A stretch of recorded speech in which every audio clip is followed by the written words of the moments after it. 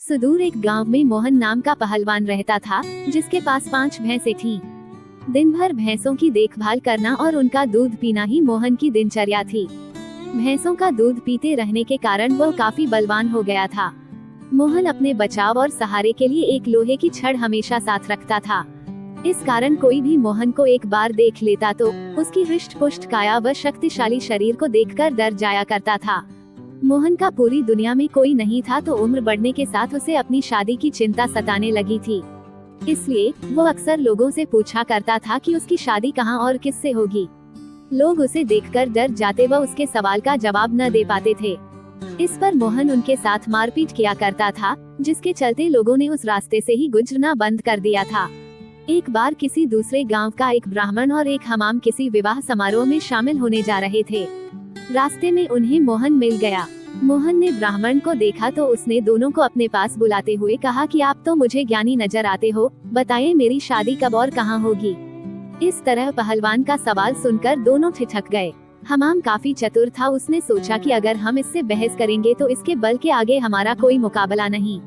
हमाम को एक तरकीब सूझी और उसमें दूर एक ताड़ के पेड़ की ओर उंगली से इशारा करते हुए कहा कि आपकी शादी वहीं होगी। हमाम की बात सुनकर मोहन फूला नहीं समाया और प्रसन्न होकर उसने अपनी 5 भैंसें दोनों को दान में दे दी और ताड़ के पेड़ की दिशा में चल पड़ा। उस ताड़ के पेड़ के पास एक महिला अपने पति व एक बच्चे के साथ रहती थी। उसका पति बड़ा ही धूर्त व आलसी किस्म का शख्स था और उसे बात बात पर झूठ बोलने की आदत थी। इस वजह से वह महिला अपने पति से बेहद परेशान रहती थी। काफी दूर तक पैदल चलने के बाद जब मोहन ताड़ के पेड़ के पास पहुंचा तो वह औरत घर के बाहर निकली। घर के आंगन में प्रवेश करते हुए मोहन लड़खड़ाकर गिर पड़ा और उसका एक हाथ औरत के गाल पर तमाचे की तरह लग गया। औरत को लगा कि पहलवान जरूर उसके पति को जानता होगा। अपने एक हाथ से गाल मलते हुए औरत ने पहलवान को अतिथि कक्ष में बैठने के लिए कहा और उसे जलपान कराने लगी। इतने में औरत का पति वहां पहुंच गया। एक पराये मर्द के साथ अपनी पत्नी को देखकर वह गुस्से से मोहन की ओर इशारा कर पत्नी से पूछने लगा कि यह शख्स कौन है। औरत ने डरते हुए कहा कि उसे लगा कि वो परिचित है, इसलिए उसने उसे भीतर आने दिया।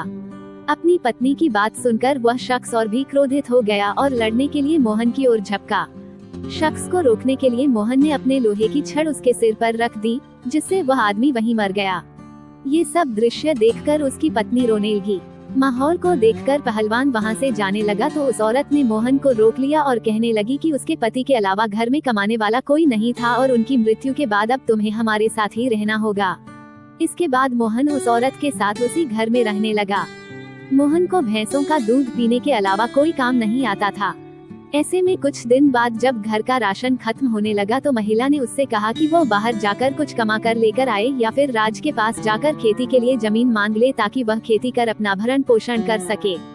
महिला की बात सुनकर पहलवान अपने लोहे की छड़ उठाए राजमहल की ओर चल पड़ा। राजमहल के पास पहुंचने पर सभी द्वारपाल और सैनिक मोहन की काया देखकर डर से कांपने लगे और तुरंत राजा तक सूचना पहुंचाई कि कोई बलवान हाथ में लोहे की छड़ लिए महल की ओर बढ़ता चला आ रहा है। सूचना पाकर राजा ने तुरंत अपने मुंशी को बुलाया और उसे तत्काल पहलवान के पास जाकर आने का कारण पूछने को कहा। पहलवान मुंशी को खेती के लिए जमीन मांगने की अपनी विनती बताता है।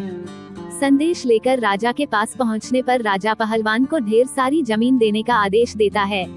मुंशी बेहद चतुर होता है तो वह राजा द्वारा पहलवान को दी गई अधिकांश जमीन स्वयं के लिए रखकर मोहन को कब्रिस्तान के पास एक बंजर जमीन का छोटा सा टुकड़ा दे देता है, जिसे पाकर पहलवान खुशी खुशी वापस लौट जाता है। उस बंजर जमीन के पास के बीच में एक पीपल का पेड़ होता है, जिस पर भूतों का बसेरा होता है।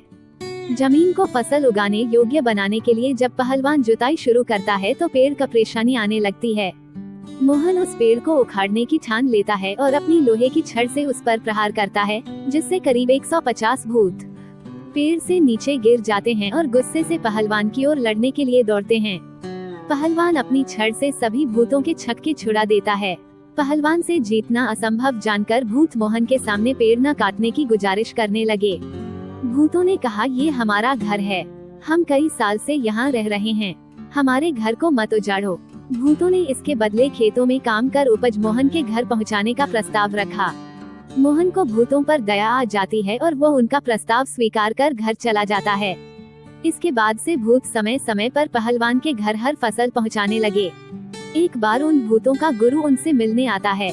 सभी भूतों को दुबला पतला व कमजोर देखकर वो उनकी दुर्दशा का कारण पूछता है।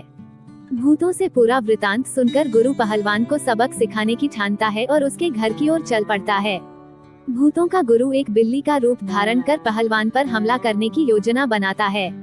उन दिनों पहलवान के घर में रोज एक बिल्ली रसोई में घुसकर सारा दूध पी जाती थी, जिससे वह काफी परेशान था।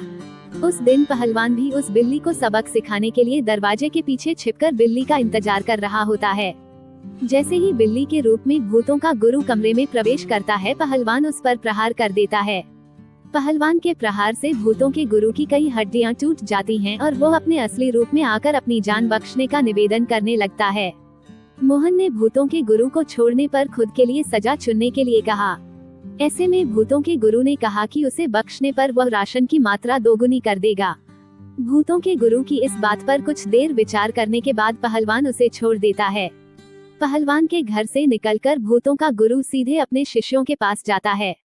शिष्यों के पूछने पर वह उन्हें पूरा वृतांत बताता है और कहता है कि अब से पहलवान के घर भेजने वाले राशन की मात्रा दोगुनी करनी होगी। कहानी से शिक्षा, अगर आपका भाग्य बलवान हो तो विपत्तियां भी अवसर में बदल सकती हैं।